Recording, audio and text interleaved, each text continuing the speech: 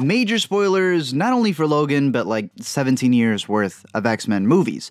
Alright, so you saw Logan, and since your eyes were completely drenched in tears, you couldn't make out some of the references that were made here and there, or perhaps you're like half of the executives at Fox and have no idea what's going on with X-Men timelines, so you clicked on this video. Now what I'm gonna do is cover my top 5 favorite Easter eggs, which includes like 5 in each, so it's more like 25 Easter eggs, but it doesn't really include those, hey, this is based off of Old Man Logan. Hey, the bald guy is a reference to the first X-Men movie.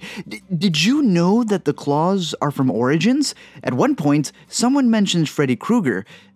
That's an Easter egg, right? So let's get redundant. And number 1 is all of the connections, because yes, it's still all part of the same universe. Sure, people have been debating, oh no, this one's in a different timeline and this one doesn't connect to the others, but look, I'm about to break down exactly what's going on here.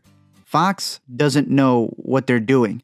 I know a lot of people still believe there's no way multi-billion-dollar studios can mess up, and us chumps, we don't know anything, but look, their whole timeline reboot thing with Days of Future Past was their way of setting up an excuse that they can do whatever they want and not worry about continuity because, well, they'll just blame it on time travel. They then toss in Deadpool, and since everything is meta now, we can just laugh at the fact that there are mistakes. These timelines are so confusing. So to make it clear, almost everything you saw in those X-Men movies still kind of happened. They just now have the ability to make an excuse and omit whatever they want whenever they want. But Logan still has his sword from the Wolverine in this movie, the dog tags from Origins. Xavier in this movie mentions the Liberty event that happened in the first film. The post-credit scenes from Apocalypse was the hint toward the creation of X-23. It's literally the same characters from those movies, so while the filmmakers say it takes place in another timeline, really the events of the younger X-Men, which have been going from decade to decade,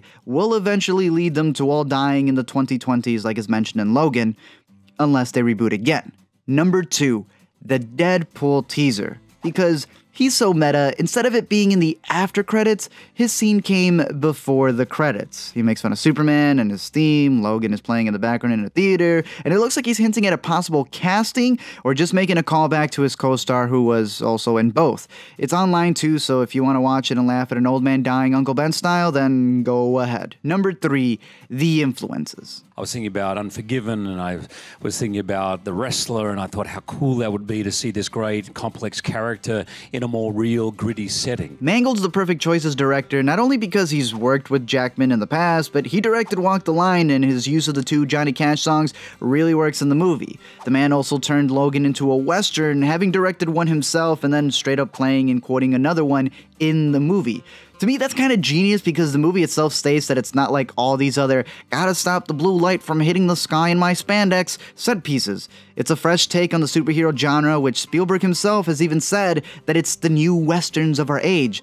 So what better way to end this journey than making Logan itself in the style of a western? Oh, and speaking of Spielberg, this is a dope homage they did as well. Number 4, did you know Hugh Jackman loves cigars?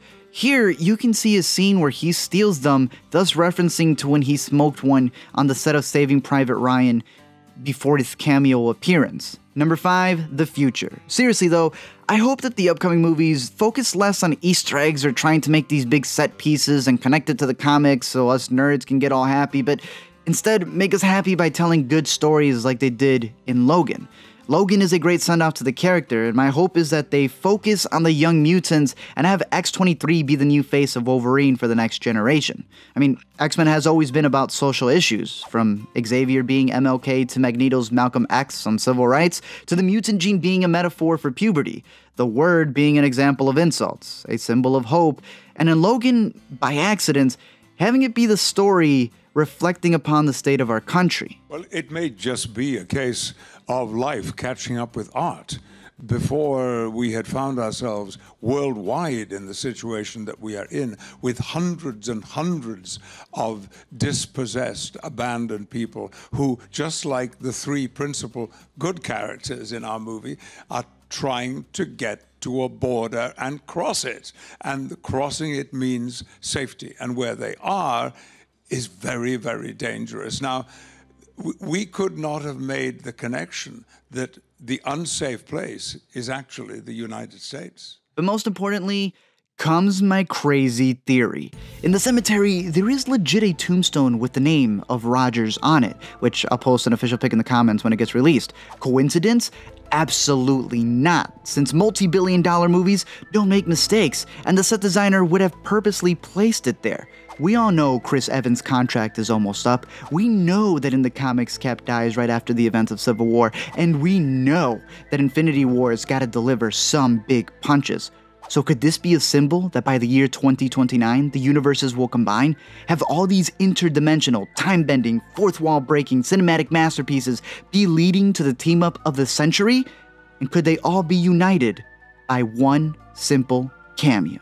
I think it's great that they're kind of melding in. I mean, you know, I'm sure by the time all of that is resolved, it'll be past my use-by date, but you never know. You never know.